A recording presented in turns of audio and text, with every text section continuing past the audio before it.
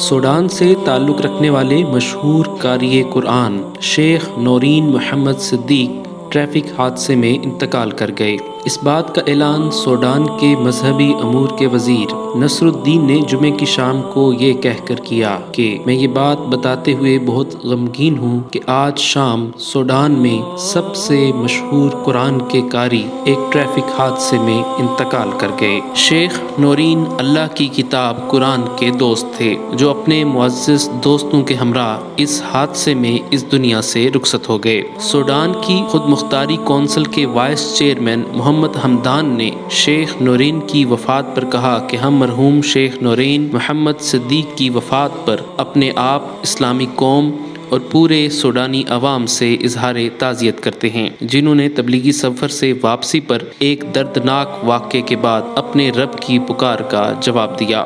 مقامی میڈیا کے مطابق یہ ٹریفک حادثہ شمالی ریاست وادی حلفہ سے واپس جاتے ہوئے پیش آیا۔ شیخ نورین نے 90 کی دہائی کے وسط میں باڑہ کے علاقے میں خلوی شیوخ کے ہاتھوں قرآن کریم حفظ کرنا شروع کیا تھا۔ دیگر سوڈانی قراء کے مقابلے میں شیخ نورین اپنے منفرد انداز تلاوت کی وجہ سے بہت معروف ہو گئے اور سوڈان کے دارالحکومت خرطوم اور ارد گرد کی بہت سی مساجد میں قرآن کریم کی تلاوت کیا کرتے۔ شیخ نورین کی تلاوت پبلک ٹرانسپورٹ، نجی گاڑیوں، ریڈیو اور سوڈان کے بازاروں اور دکانوں پر گونجتی تھیں، جبکہ سوشل میڈیا پر ایک عرصے سے شیخ نورین کی منفرد سحر انگیز تلاوت نے بہت مقبولیت حاصل کی اور دنیا بھر میں کروڑوں لوگ اس آواز کے شیدائی بن گئے۔ سوڈان کی جانب سے انہوں نے متعدد بین الاقوامی مقابلوں میں بھی حصہ لیا، خاص طور پر ملیشیا اور دبئی میں، جہاں انہوں نے 83 ممالک کے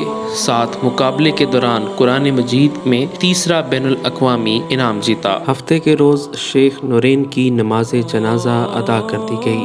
نماز جنازہ میں ان کے لواحقین، سوڈان کے سرکاری عہدیداروں سمیت ہزاروں لوگوں نے شرکت کی، جس کے بعد شیخ کو دفنا دیا گیا۔ شیخ نورین کی حادثے میں وفات کے بعد پوری دنیا میں